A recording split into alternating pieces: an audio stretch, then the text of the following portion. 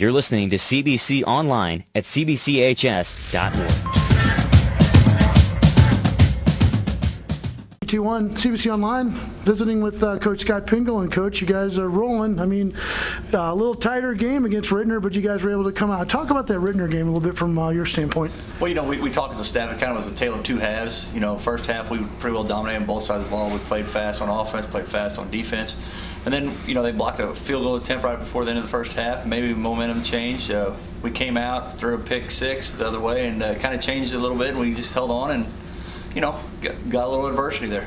But still, you guys were able to put up 54 points on a pretty good team. I mean, that's again, that goes to kind of the coaching and some of your game planning. Again, you guys had some big plays. Your freshman running back, maybe talk about him. He kind of had a little bit of a breakout game this time. Yeah, Trey stepped in when Kalen unfortunately broke his ankle in the first quarter. He was playing great for us all year, and then Trey came in, and we really didn't miss a beat. Trey's a hard runner, and we knew that he could be good. He just was kind of battling concussions all year, and he just got healthy here towards the end of the year. But he's pretty special. And Jonathan Parker, again, he keeps showing up in these big games. Talk about Jonathan, the season he's put together. Yeah, Jonathan's been a dynamite player for us, like we expected. He's been able to do it in throwing and the passing game and the running game. When it's called upon, we know we can count on him. Now, again, this week, you had a big playoff game here at home. You got DeSmet, certainly a conference rival, but a team you did pretty well against earlier in the season. But, how much does that earlier game come into play as you're planning for this game? I mean, they're kind of a different team now, aren't they? Right, yeah. We try to make sure it's not in our mindset. That's what you're always worried about when you're playing the same team twice. The guys actually remember what happened the previous game, so we're instilling them this week that, it's a new game, new team. They're totally different than what they were 5 weeks ago. And we are too. So, it's definitely, we look at it as a new opponent and not anybody that we've seen before.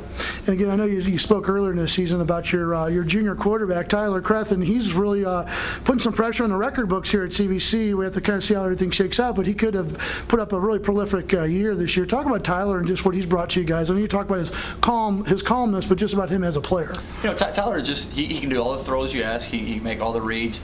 We're on him constantly to make sure he's getting better and better. Right now we're working on maybe a little bit of the footwork thing. So we're trying to work on small things, but, for the overall big picture, he's done a great job this year. Your defense, again, they came up big in a lot of situations last week. Certainly there was some points being scored, but, I mean, again, just talk about the defense. Last week we talked to Coach Dimovich, but, from your standpoint, they've just been getting it done. Oh, they've been phenomenal. They had, I think, 3 interceptions this week in the end zone, and, they really set the tone in the first half for us. They only gave up 21 points. They had a special team touchdown and an offensive return for a touchdown. So, they played fine. They were a little frustrated. They went through a little adversity in the second half, but it's going to make them stronger and better, and, they're really hungry again. Now, you talk about those picks in the end zone. I mean, the first one came really on an early drive. It kind of sent a message that you guys really are bend but not break defense. So how big was that play in the end zone to get that first pick? Because that really sent a message. Right. Zach Menyez has been playing great corner for us all year. He's back after a little head injury a couple weeks ago, so he was excited to get a pick, and he made a great play, broke on the ball, and he's pretty special. And how do you game plan for DeSmet? Again, we mentioned it's a different team, but what are you looking at for this week? What do you expect them to bring? Well, when we watch them play on Saturday, they got a great athletic running quarterback. They got a big offensive line, so we know they're going to try to pound it and then use his athletic ability to get on the edge. And then defensively, they're very active, very physical. They're going to try to punch you, and I think it's going to be a very physical game, and I think a lot of talking's been going on already a little bit, so hopefully we can just play with our pads.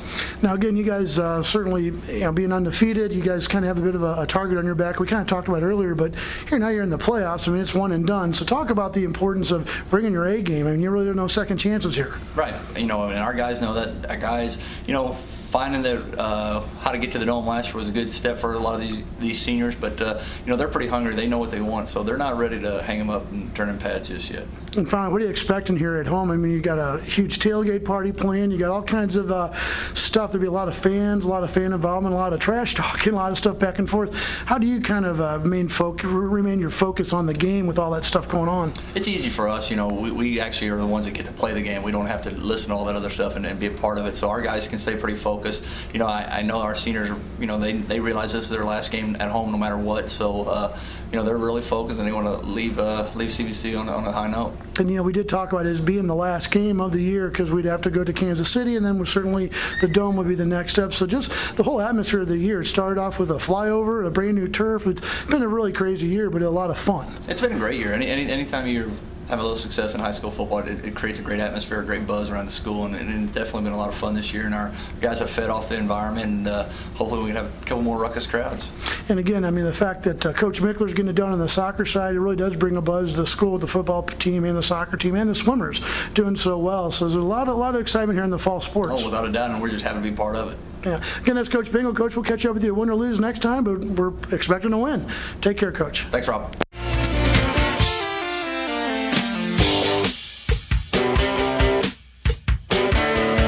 CBC, Men for Tomorrow, Brothers for Life.